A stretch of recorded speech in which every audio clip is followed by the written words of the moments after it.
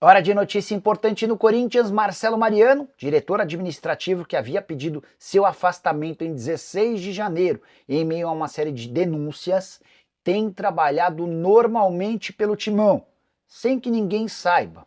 Apuração feita pela Gazeta Esportiva dá conta de que ele participa de discussões em grupos de WhatsApp de todos os departamentos das diretorias do Corinthians, frequenta a Neoquímica com credenciamento e acesso ilimitado, aparece com frequência no prédio administrativo do Parque São Jorge, onde só tem acesso pessoas que são credenciadas, funcionários ou diretores.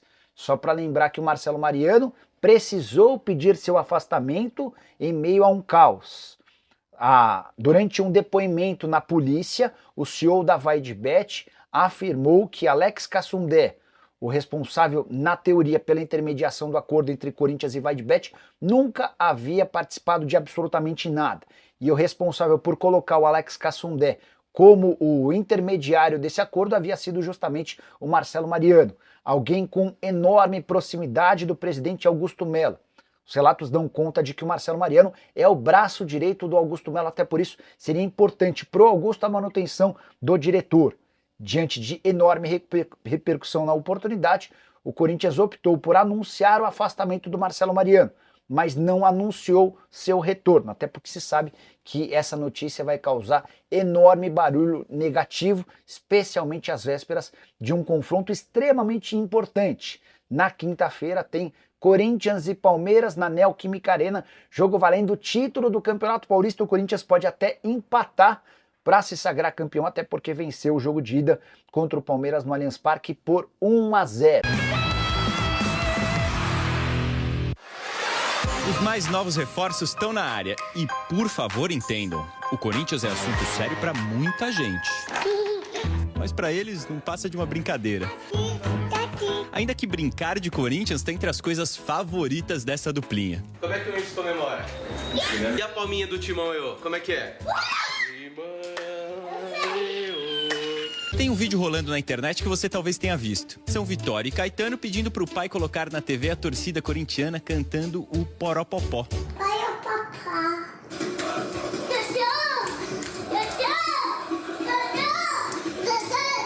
Eles começaram a pedir Poiopopó, Poiopopó. Eu achei que era galinha pintadinha. Na hora que eu fui mudar, eles, não, Popopó, Popopó. Era o vídeo do Poropopó da torcida. Eles ficam tão empolgados que vão buscar a irmã Donata no quarto.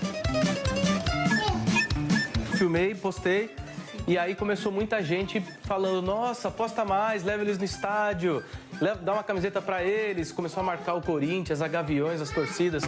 Se você reparar bem, nessa entrevista temos 4 pessoas de preto e uma de branco. Ainda coloquei um branquinho básico só pra não colocar verde. Eu sou palmeirense. Aí hoje eu tô começando a ficar feliz quando o Corinthians fica feliz, quando o Corinthians ganha, porque meu marido fica feliz. Seus filhos? Meus filhos estão começando a entender e ficar felizes, né? Vocês viram o que aconteceu? É sempre assim. Acaba o Poropopó e já começa. Mais. O vídeo da torcida corintiana tem umas 112 mil visualizações, das quais Talvez 100 mil é daqui de casa. Porque o dia inteiro é esse vídeo. Gente, a real é que Lucas e Gabriela estão criando em casa um bando de louquinhos. E se os pais não estavam loucos antes, dá pra entender se estiverem agora, porque a Donata tem 5 anos e os gêmeos 2. Então pra essa entrevista rolar, não foi exatamente fácil. Não, minha garrafa não. Vocês quebraram minha garrafa.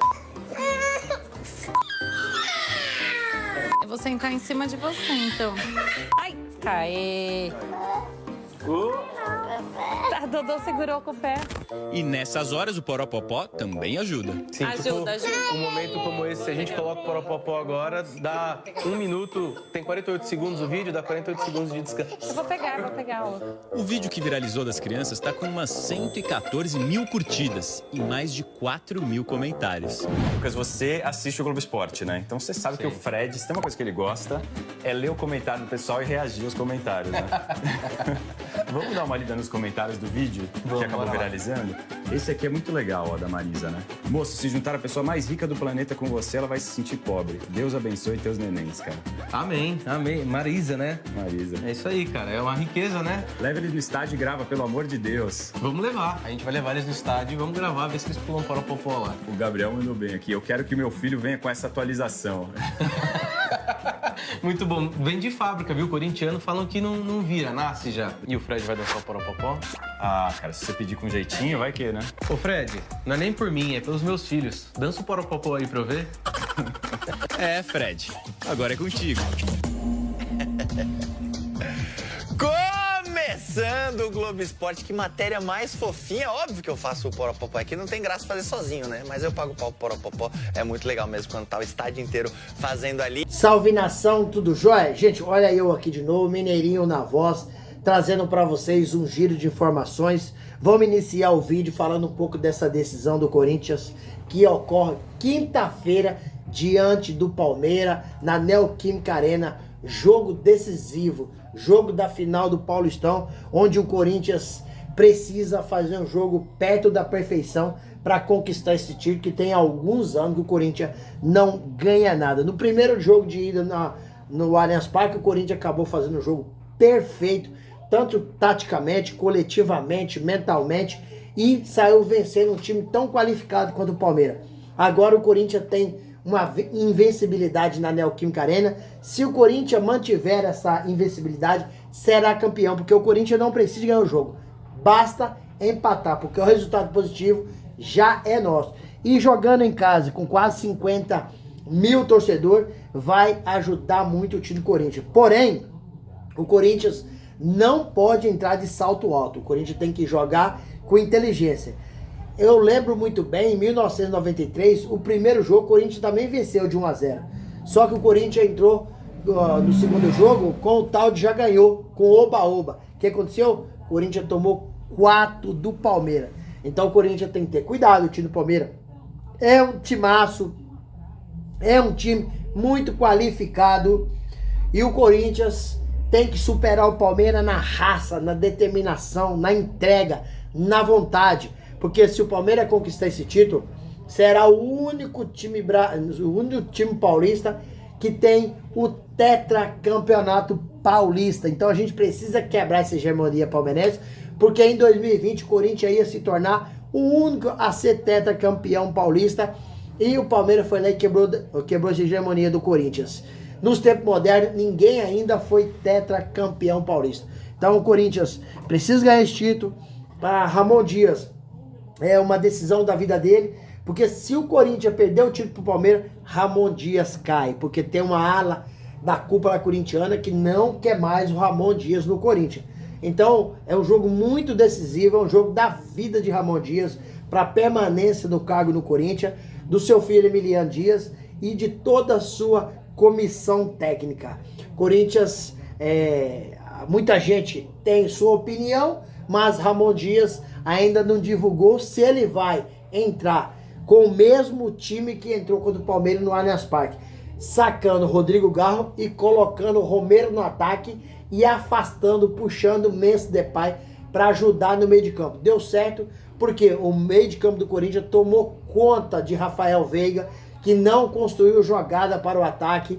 Aí você vai pro Estevão, que é outro cara que joga muito, que constrói a jogada do ataque do Palmeiras, também foi muito bem marcado pelo Fabrício Angileri, nada pôde fazer. Então, eu continuaria com o mesmo time. O Corinthians não precisa ganhar o jogo, o Corinthians não pode perder.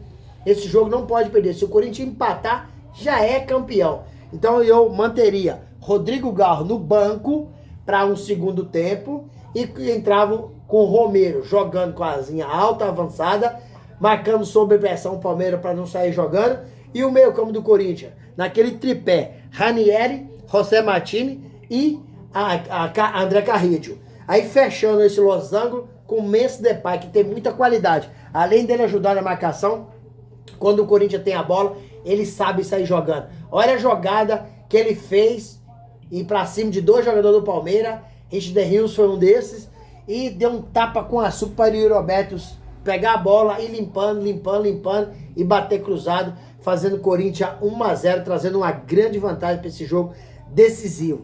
Mas no Corinthians nem tudo são flores, né? Semana passada era aí falando de cambismo, né? O diretor do Corinthians acabou aí concedendo entrevista para o GE, Grupo Globo, né? E falou muito aí de cambismo no Corinthians, né? Ficou ruim para a imagem do presidente Augusto Melo, que passa dias, passa hora, aparece meio ao caos. E agora também o Marcelo Mariano, que foi afastado, homem de braço direito do presidente Augusto Melo, apareceu trabalhando no prédio do Corinthians normalmente. Então, é muita coisa. Eu sempre falei isso aqui, o dia que o Corinthians for bem administrado, com certeza o Corinthians será o maior time do mundo, porque tem quase 40 milhões de torcedor, é um clube que é bem localizado, né? Fica aqui na Zona Leste de São Paulo, a Neoquímica Arena. É um time que fatura muito, vende muito. É um clube que na mídia toma conta, né?